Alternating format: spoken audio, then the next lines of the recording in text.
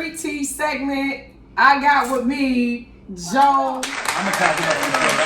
Start with the dating part. What's your definition of dating first? Well, it's dating for me. Is dating until I open up my mouth and say, "Hey, let's be exclusive." Because I'm going to say what I need, what I want to say. So dating means that you date multiple people until y'all make it I exclusive. tell that part. Yeah, because you got to open up your mouth and say it. Because why does she have to open her mouth and say whoever, it? both, either one. But what if she never opens her mouth and she's waiting on you as the man? Well, then he need to say it if he feel like. But here's the thing, and I'm gonna say this as a man from my experience. Do not allow us to play you all and run this game, because I've said to women, I want something serious, she ain't ready yet. Okay, when you say you ain't ready yet, I'm never gonna ask you again. So we're gonna just have the fun. How long should you date somebody before you actually have that conversation? There is no time frame. The situation to me is how you feel about that person and what y'all doing. Because it could be, because let's go back to our ancestors. They got arranged marriages and last for 50 years, 100 years. Yeah. If you with this person, y'all spending time together, and y'all decide, I mean, this might sound far-fetched. You can decide day one. Look, I want us to be exclusive. But the key is to communicate that to each other. But do you think that there's a such thing as dating somebody too long? I mean, too long. Too long. Right, that's what I'm asking. Like, if I've been dating you, right, let's just say for 6 months, and we still don't know what we're doing, I tell my listeners all the time, get out. Because I feel like within the first 6 months, 90 days might be a little bit too much, especially with COVID going on. We're getting ready to get shut down. And this is just for moving forward, right? I'm not talking about anything in the past. Now, if you in something and it's been 6 months and you still don't know what y'all are to each other and y'all haven't had that conversation, y'all need to have it because it's time. If you feel something different, like you want more, open your mouth and say it. Okay. It's not you messing up the process of man and woman. It's but like, we don't want to scare you guys away. Well, no, some of us. No, but here's the thing. If I don't want to do it and you scare me, I want the man you're supposed to be with. That's a good one. It's okay to scare me away because I don't really want to be there then. This just like a young lady. Perfect example. Today, young lady randomly called me. Haven't talked to her in weeks. But she's going to randomly call me today and say, hey, you know what? I really want to take it slow with us. I really don't want us to, I don't want to do anything. I want to move forward.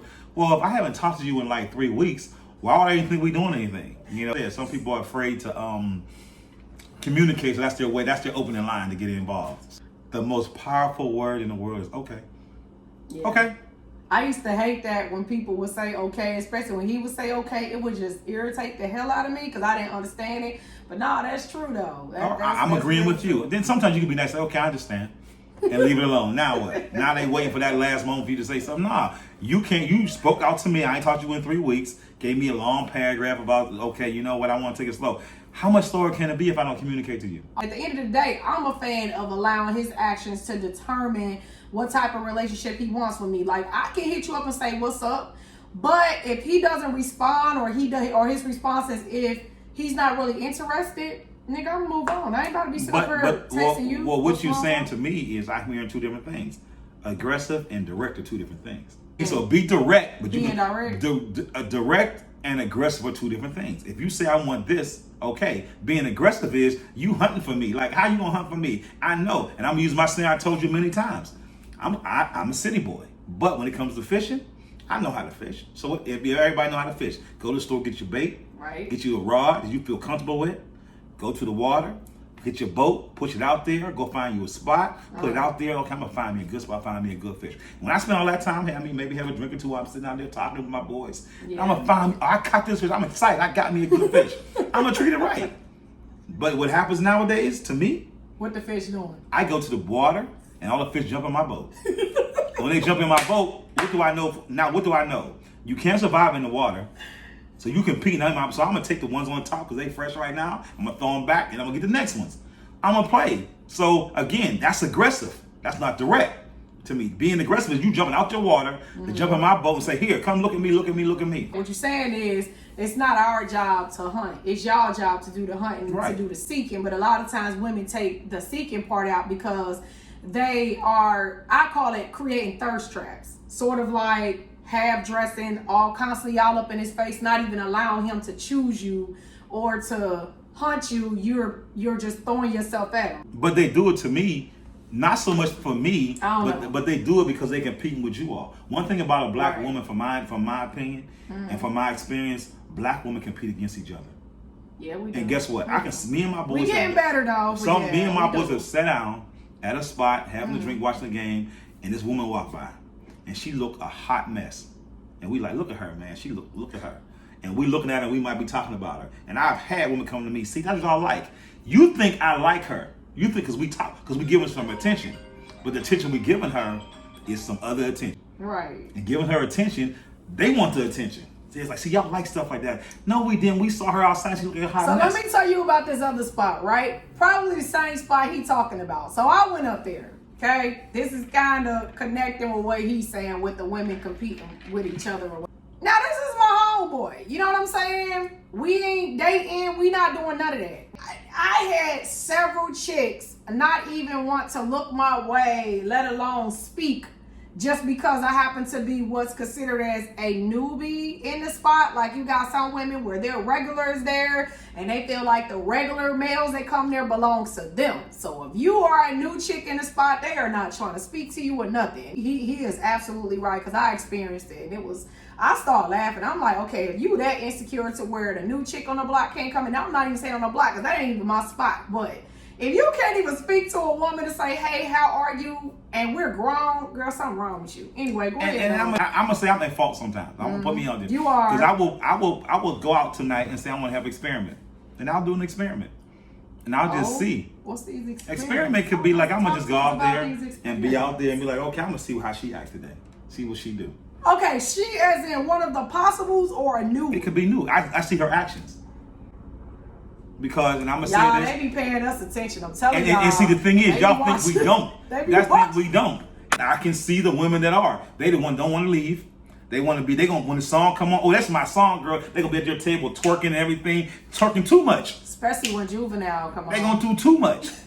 Don't let Cardi B come on. They gonna think they got the no, it's Cash Money taking over for the 9-9. All that. All that. They're gonna be at their table dancing. They're gonna bend over at their table. They're gonna make sure they bend over. They don't go on the little, there's dance floor and do all that stuff. And then all of a sudden, when it's about the time, they're gonna be the last ones in the club too. They're gonna be looking. And then they can see me at a table with a girl all day. And if I walk past them and say, so they're gonna be with it. A real woman ain't gonna take that. You with this other female all day, now you gonna come holler at me like it's leftover? If you do, I know your actions. See, that's me too. Cause like how I am, right? If I'm out with somebody, or my homegirls, not somebody, but if I'm out with my homegirls, I'm paying attention too. If you like the dude that mad people hugging and giving up that too, I'ma still pay attention to you. But I'ma also pay attention to who you paying attention to as well. Like if I see that you giving attention to just any and everybody, and I don't mean attention like speaking, okay? Because you need to be cordial. But like attention like flirtations and hollering at everybody, bro, you ain't got no standards for one, two, you a fuck boy. Because you just fucking with Well, let me interject right there real quick. So if a woman sees me doing that and she still take my number, what about her? But hold on though. Her taking your number on the flip side doesn't mean she with it, because she may not be as observant with watching you. Right. I'm talking about somebody that's observant, that's watching you, just like how you say you watch other women. If I'm an observant person, right, and I'm watching how you move, and I'm seeing how you move, and I choose to take your number, that means you kind of signing up for it, because he kind of give you an introduction of who he is. Exactly. But if I'm not, let's just say I'm dancing with my girls, and I ain't paying no attention to what you're doing in the back, right, and you just happen to walk up to me, well, then that's kind of like you blindly giving somebody your number, and you blindly doing it either way, whether you see that the dude is moving a little bit, different or not, you kind of still taking a chance either way it go. But if she don't pay no attention, does that mean she's signing up for it? No. What I'm saying is it's when she do it, then as a man, we're gonna approach her when we know that our has been doing what she need to do too. Women love to be chosen. Women love the attention. Yes, we do. So if you as a man, you understand that, it's a problem, because I know some women want to be chosen. I have chosen somebody just to make sure they felt they was chosen. That's an experiment. So you start by the observing part, right? And then I know who to attack. And then you know who to attack. God dang.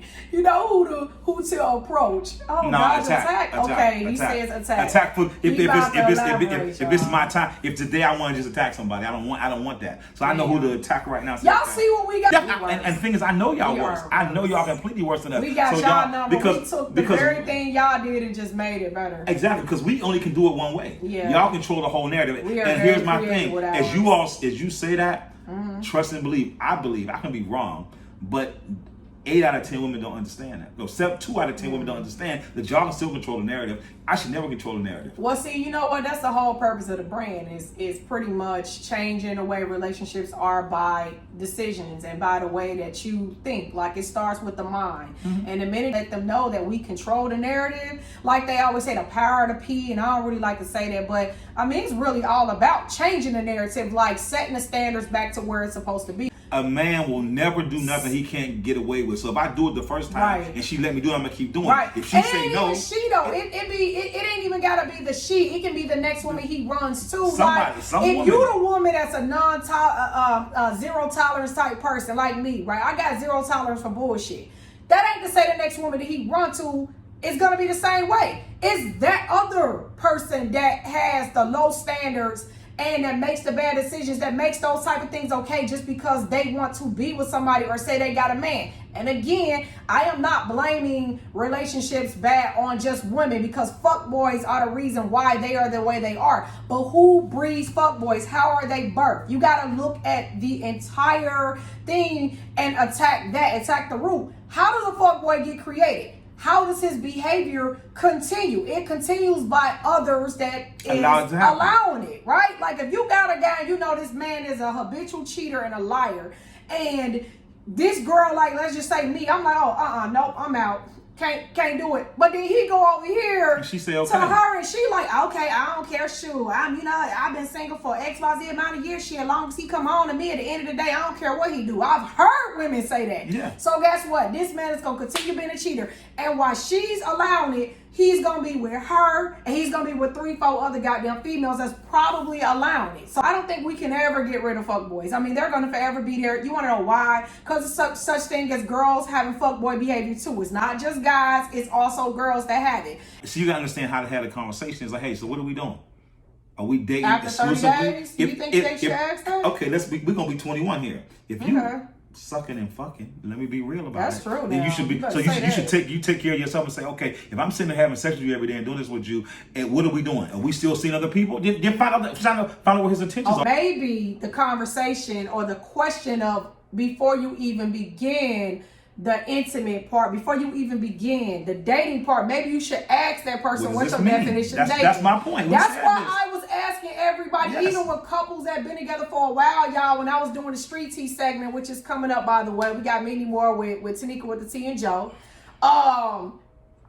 Everybody said a different definition. So, Joe, what's your definition of dating? Oh, dating is me and you getting to know each other, and we just chilling until I find out what's going on. So you supposed to say this. So that means, so then I say that to you. We kicking, having a good time, and one day a little Hennessy, whatever it may be, happening, whatever, we sleep together. At this point in time, what you gonna say then?